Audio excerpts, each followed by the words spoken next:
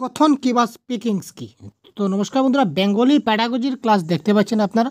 তো প্যাডাগজির ক্লাসে আমরা যে ল্যাঙ্গুয়েজ স্কিল নিয়ে আলোচনা করছিলাম, ভাষাগত দক্ষতা, তো তার শ্রবণ, কথন, পঠন এবং লিখনের চারটা রয়েছিল আমাদের এই মূল পর্বে।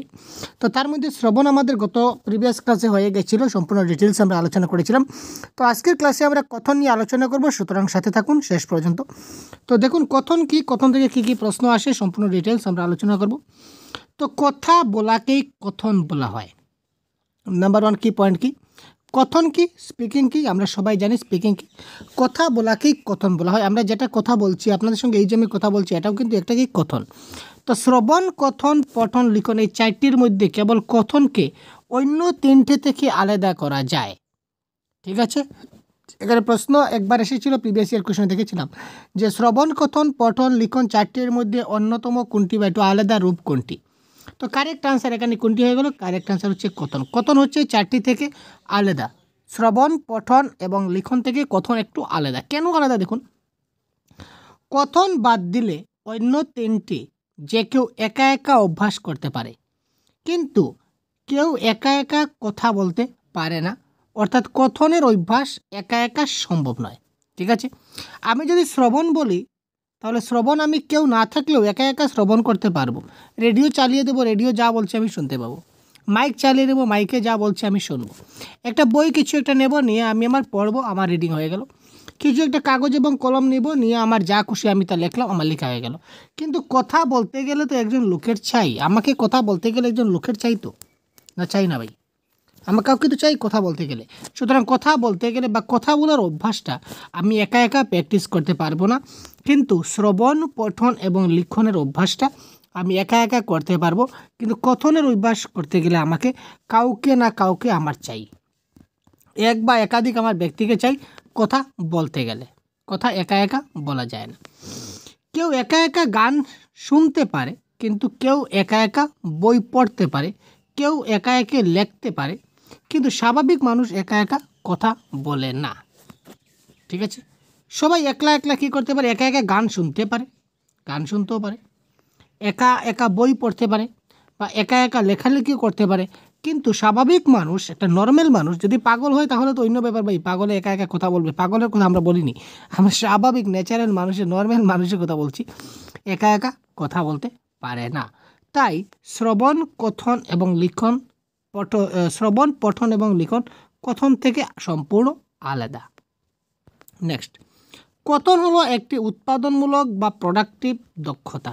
আগে আমরা বলেছিলাম যে কথন হচ্ছে কি একটা প্রোডাক্টিভ স্কিল। ঠিক আছে, এটা কী ধরনের স্কিল, এটা হচ্ছে একটা প্রোডাক্টিভ স্কিল, উৎপাদনশীল দক্ষতা, প্রোডাক্টিভ স্কিল। রিসেপটিভ এবং প্রোডাক্টিভ আমরা ডিসকাস করেছিলাম। তো এখানে আমরা বলেছিলাম যে আপনার এটা হচ্ছে কি কথন বা স্পিকিং। স্পিকিং হচ্ছে একটা প্রোডাক্টিভ, এবং রাইটিং যখন আমরা যাব, লিখন, এটাও কিন্তু একটা কি প্রোডাক্টিভ স্কিল। কারণ কথা বলার ক্ষেত্রে বক্তা অন্য কারোর সাথে যোগদান করেন। কথা বলার সময় বক্তা অন্য কারোর সাথে যোগদান করেন, মানে তিনি প্রকাশমূলক বা প্রকাশধর্মিতা আমরা বলতে পারি। উৎপাদনমূলকের আরেকটা নাম হচ্ছে প্রকাশমূলক দক্ষতা, প্রোডাক্টিভ বা এক্সপ্রেসিভ যাকে বলা হয়। তো বক্তা কী করলেন, তা ওনার যে কথাগুলা তিনি প্রকাশ করতে চাইছেন, দ্যাট ইজ কল্ড প্রকাশমূলক দক্ষতা। আর প্রকাশমূলক দক্ষতার অন্য একটি নামই হচ্ছে উৎপাদনমূলক বা প্রোডাক্টিভ স্কিল। মায়ের কোল থেকে ভাষা শেখা প্রক্রিয়া শুরু হয়, রাইট, ইম্পর্টেন্ট পয়েন্ট, গুরুত্বপূর্ণ ইম্পর্টেন্ট টপিক ভাই, দেখতে পাচ্ছেন। মায়ের কোল থেকে ভাষা শেখা প্রক্রিয়া শুরু হয়। শিশুদের কথা বলা একটি সহজাত ক্ষমতা যা সে আপনা থেকেই পেয়ে থাকে। তবে ভাষা ব্যবহারের পারদর্শিতা বা দক্ষতা অর্জন অত্যন্ত গুরুত্বপূর্ণ। তবে ভাষা ব্যবহারের যে পারদর্শী, ভাষা সে শিখে যায় মায়ের কোল থেকে, শেখা শুরু করে দেয়, কিন্তু ভাষা ব্যবহারের যে পারদর্শিতা, ভাষাটা কীভাবে ব্যবহার করতে হয়, এই যে তার এক্সপার্টনেস, তাকে এক্সপার্ট হতে গেলে তার দক্ষতা অর্জন কিন্তু অত্যন্ত গুরুত্বপূর্ণ। আর ভাষার দক্ষতা অর্জন ব্যতিরেকে, মানে ভাষার দক্ষতা অর্জন ছাড়া সকল পরিবেশে ভাব বিনিময় সম্ভব হয় না। কোন সময় কোন কথা বলতে হবে, কার সঙ্গে কখন কীরকম কথা আপনাকে বলতে হবে, এটা যদি আপনি না জানেন, তো আপনি যে কোনো জায়গায় যে কোনো কথা বলে দেবেন, অযথা আপনার পিঠে মার পড়বে, আপনাকে সবাই কেলিয়ে বৃন্দাবন পাঠিয়ে দেবে ভাই। ঠিক আছে ভাই, সুতরাং কোন সময় কখন কোন পরিবেশে কোন কথা বলতে হয় সেটাও কিন্তু আপনার দক্ষতার প্রয়োজন আছে, কথা বলা, সেটাও কিন্তু আপনাকে জানতে হবে। স্বাধীন মতো প্রকাশ করতে পারে না, জড়তা মুক্ত হতে পারে না, আর এইসবই পরবর্তী জীবনে ব্যাপক প্রভাব বিস্তার করে। কোনো কোনো কথা আছে যেটা আমরা স্বাধীন মতো প্রকাশ করতে পারি না, এটাও একটা সমস্যা। আবার যার কারণে জড়তা মুক্ত হতে পারে না।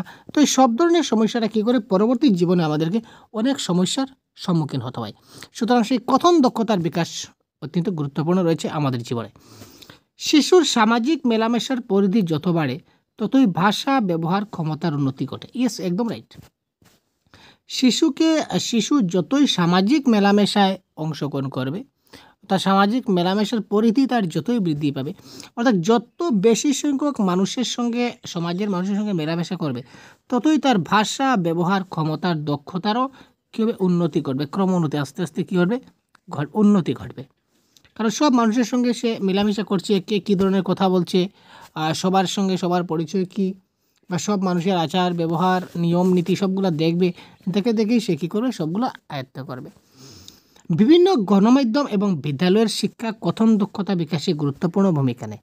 বিভিন্ন গণমাধ্যম, ঠিক আছে, যেমন যে কোনো একটা আমরা ধরে নেই, আমরা কোথায় গেলাম, ধরে আমি পাবলিক প্লেসে গেলাম, সেখানে কোনো একটা বিশিষ্ট ব্যক্তি তিনি স্পিক করছেন, উনি বক্তৃতা দান করছেন, ওনার বক্তৃতাটা শুনে আমিও কিন্তু ভালো বক্তৃতা দিতে পারবো, ঠিক আছে না?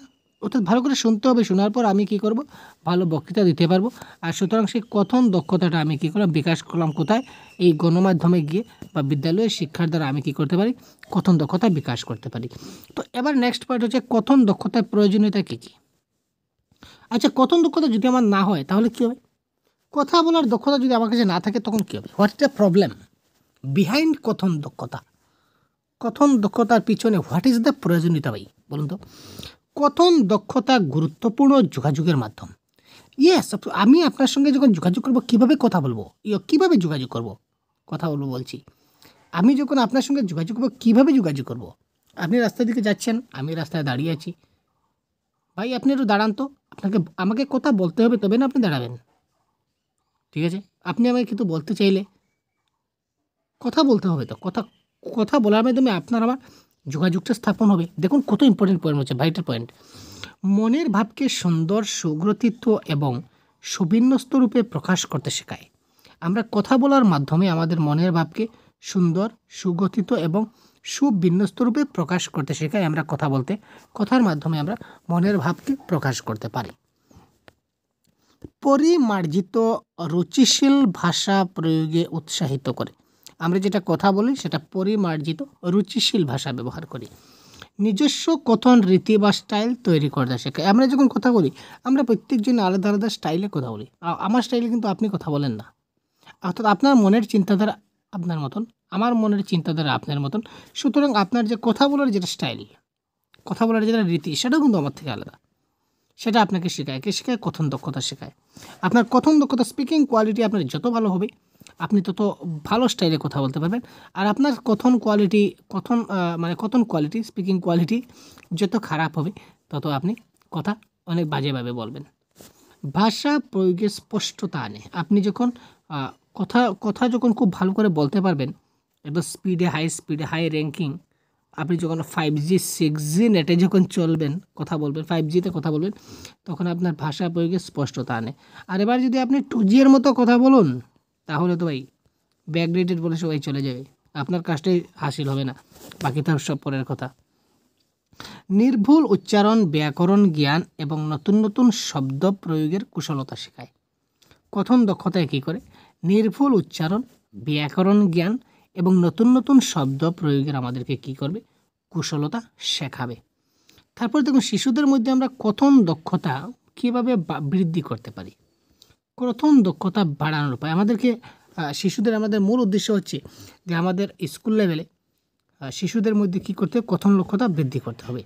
তো চিন্তাকে সংগঠিত করতে হবে। প্রথমে কিছু একটা বিষয় নিয়ে আমাকে চিন্তা করতে হবে। যদি খুব ভালো করে চিন্তা করতে পারি, তাহলে কিন্তু কি বলবো, এই চিন্তা করে আমি কি বলতে পারি, সেটা আমার মাথায় চলে আসবে। চোখে চোখ রেখে কথা বলা বা বক্তৃতা করা। চোখে চোখ রেখে কথা বলে বা বক্তৃতা করলে কথন দক্ষতা বৃদ্ধি পায়। ধীরে ধীরে বক্তৃতা করা। প্রথমে আমরা খুব ধীরে ধীরে আস্তে আস্তে আস্তে আস্তে বক্তৃতার দিকে অগ্রসর হব। উপযুক্ত স্বরে কথা বলা। কথা বলার কিন্তু স্বর রয়েছে, নিম্নস্বর, নিম্নস্বর, উচ্চস্বর, আবার আরেকটা রয়েছে মাঝারি স্বর, মাঝারি স্বর।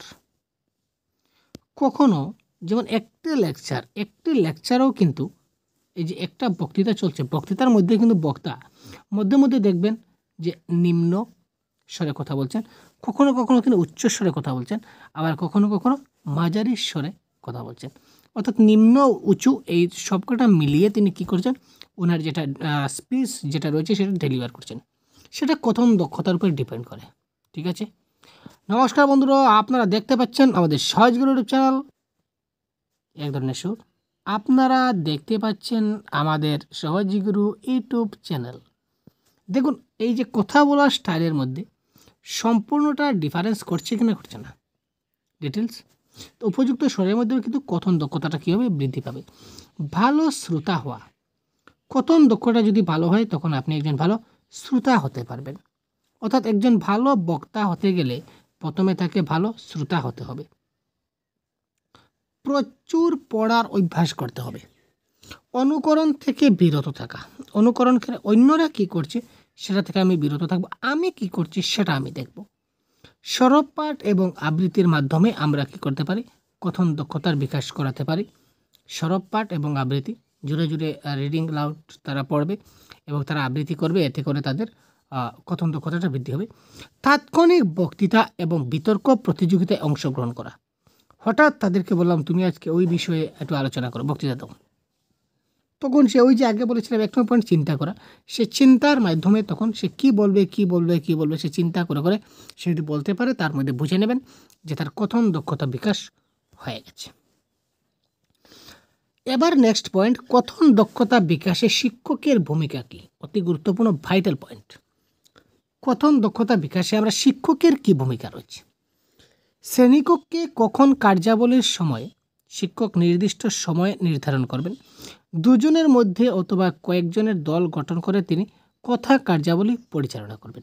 শ্রেণীকক্ষে শিক্ষক কখনো কখনো কী করতে পারেন, একটা কার্যাবলী একটা টাইম দিতে পারেন যে একটা কার্যাবলী এই সময় নির্দিষ্ট কিছু কাজ তাদের মধ্যে, তাদের কাজই হচ্ছে যে তারা দুজন বা কয়েকজন মিলে তারা শুধু গল্প করবে, কথা বলবে। একটা নির্দিষ্ট টপিক আপনি দিয়ে দিবেন তাদেরকে, এজ এ শিক্ষক আপনি একটা টপিক দিয়ে দিলেন যে এই টপিকের উপর তোমরা সবাই মিলে কী করো, চিন্তা করে একটা প্রবলেম দিয়ে দিলেন। আলটিমেটলি একটা প্রবলেম দিয়ে দিলেন, সেই প্রবলেমটা কী করে সলভ হয় তোমরা নিজেরার মধ্যে ডিসকাস করে তোমরা চিন্তা করো। তো আলটিমেটলি আপনার প্রবলেমটাও সলভ হয়ে গেল। প্রবলেম বলতে যেমন 2+3 = 5 যদি হয় তাহলে 2+4 = কত হবে। এই যে প্রাইমারি ক্লাস 1 বা ক্লাস 2 এর শিশুদের ক্ষেত্রে এই ধরনের প্রশ্ন আপনি করতে পারেন, এটা একটা প্রবলেম। তো বাচ্চারা এই প্রবলেমটা সলভ করার জন্য তাদেরকে বলেন তোমরা নিজেদের মধ্যে সবাই কথাবার্তা বলো, কথা বলে কী ধরনের সমস্যা হয়, কী আনসার কী হয় তোমরা আমাকে বলো। তো তারা সেই বিষয়ে কথা বললে তারা নিজেদের মধ্যে কথন দক্ষতাটা বিকাশ হবে। কার্যাবলীটি সহজ সরল হবে, যে কাজটা দেবেন কাজটা যেন খুব সহজ হয়। শিক্ষকের নির্দেশ যেন পরিষ্কার এবং স্বচ্ছ হয়। শিক্ষক এমন একটা নির্দেশ দেবেন, অর্থাৎ সবসময় আর টিচারের ইনস্ট্রাকশনটা খুব ক্লিয়ার হওয়া চাই। ঠিক আছে, এখানে ছাত্ররা যেন কোনো ডাউট ফিল না করে যে স্যার বললেন আমি ঠিক বুঝতে পারলাম না, কি বললেন, কি করতে হবে ঠিক বুঝতেই পারলাম না, এ ধরনের যেন না হয়। ইনস্ট্রাকশনটা যেন ক্লিয়ার হয়। শিক্ষক আদর্শ কথার নমুনা দেওয়ার চেষ্টা করবেন। তিনি তাদের কথা বলার যেটা স্টাইল বা আদর্শ কথা বলার যেটা নমুনা, এটা নমুনা তিনি এটা ডেমো হিসাবে তিনি একবার দুইবার তো তাদেরকে বলে দিলেন যে এই ধরনের কথা বলতে হয়। প্রয়োজনে তিনি ট্যাপ রেকর্ডার, অডিও বা দূরদর্শনী প্রোগ্রাম দেখাতে পারেন। ঠিক আছে, কথা বলার জন্য তিনি ট্যাপ রেকর্ডার বা রেডিও বা দূরদর্শনে একটা প্রোগ্রাম তিনি দেখাতে পারেন যে এই দেখো তারা কী ধরনের খুব ভালো করে কথা বলছে, এই ধরনের কথা তোমাদের বলতে হয়। ঠিক আছে, তাদেরকে প্রয়োজনে এগুলো আপনি শোনাতে পারেন। শিক্ষার্থীদের বলার বিষয় নির্বাচনে শিক্ষক স্বাধীনতা দেবেন যে তোমরা কই বিষয়ে বলতে চাও, তোমরা কি বলতে চাও বলো তো দেখি। অর্থাৎ তারা নিজের ইচ্ছা থেকে কিছু একটা বলবে যে আজকে আমি স্যার এই বিষয়টা নিয়ে কথা বলবো। স্যার আজকে আমি আসার সময় না আর রাস্তায় বড় একটা হাতি দেখেছিলাম। ঠিক আছে স্যার, এই হাতি সম্বন্ধে স্যার আমি একটু বেলা স্যার একটা সাপ দেখেছিলাম স্যার, সাপের উপরে তোমার পা পড়েই যেত স্যার, কিন্তু ভাগ্য বলা বেঁচে গেলাম স্যার, হয়তো বা কামড়ে দিত। ঠিক আছে, সাপ কীরকম ছিল, সাপের সম্বন্ধে বর্ণনা দাও। এই যে সে বর্ণনা দেবে, হাতির বর্ণনা, সাপের বর্ণনা, এই বর্ণনা দেওয়ার মাধ্যমেই কিন্তু তার কথন দক্ষতার বিকাশ হচ্ছে। ঠিক আছে, এবং যেখানে সে ভুল করবে তার বলা শেষ হওয়ার পরে, খুব ভালো করে মনে রাখবেন, একটা কথা খুব ভালো করে মাথায় রাখবেন, সে হয়তো একটা বর্ণনা দিচ্ছে, এই যে বললাম হাতি, হাতি সম্বন্ধে সে বর্ণনা দিচ্ছে আপনাকে, তার বর্ণনা শেষ হওয়ার পর আপনি যদি সে কোনো বক্তৃতার মধ্যে যদি কোনো ভুল করে থাকে, তার বর্ণনা দেওয়ার ক্ষেত্রে সে যদি ভুল করে থাকে, তৎক্ষণাৎ আপনি তাকে বলবেন না যে ওই তোমার এটা এটা এরকম বলে না, বা এটা ওরকম বলে, এটা ভুল হয়েছে, এই ধরনের বলবে না। তার বলাটা শেষ হওয়ার পর, আফটার ফিনিশ হিম অবলিক হার, তার বলাটা শেষ হওয়ার পর আপনি তাকে বলবেন যে তুমি যে বলেছিলে এটা কিন্তু এই হবে না, এটা ওই হবে। ঠিক আছে, আপনি শুদ্ধটা আপনি করে দিলেন। কখনো হালকা বিষয়, কখনো বা কঠিন বিষয় বেছে দেবেন। শিক্ষক শিক্ষার্থীদের নিজের মতামত প্রকাশের সুযোগ দেবেন। শিক্ষক শিক্ষার্থীদের কী করবে, তোমরা তোমাদের নিজেদের মতামত প্রকাশ করো, এর মাধ্যমে তাদের আত্মবিশ্বাস বাড়বে যে শিক্ষক মহাশয় শুধু ওনার না, নিজের নয়, আমাদেরও তিনি ভালো করে বিচার করার চেষ্টা করলেন, বোঝার চেষ্টা করলেন। শিক্ষক প্রয়োজনীয় আলাদাভাবে ছাত্রদের, শিক্ষার্থীদের উচ্চারণের ত্রুটি ও জড়তা সংশোধন করবেন। শিক্ষক যদি প্রয়োজন হয় তাহলে আলাদাভাবে শিক্ষার্থীদের উচ্চারণের ত্রুটি এবং জড়তা তিনি সংশোধন করবেন। ঠিক আছে, তো এই ছিল দেখুন বন্ধুরা আমাদের কথনের সম্পূর্ণ স্পিকিং। তো স্পিকিংয়ের আমরা দেখলাম সবগুলা, স্পিকিং কি, স্পিকিংটা কেন প্রয়োজন, স্পিকিং দক্ষতা বাড়ানোর উপায় কী, শিক্ষক হিসাবে আমাদের করণীয় কী। ঠিক আছে, তো পরবর্তী ক্লাসে আমরা তার পরবর্তী টপিক রিডিং নিয়ে আসবো। ভালো থাকবেন, সুস্থ থাকবেন। এই ধরনের ক্লাস প্রতিদিন পাবেন আমাদের ইউটিউব চ্যানেলে, সুতরাং আপনারা এখানে সাবস্ক্রাইব করে সাথে থাকুন। ধন্যবাদ।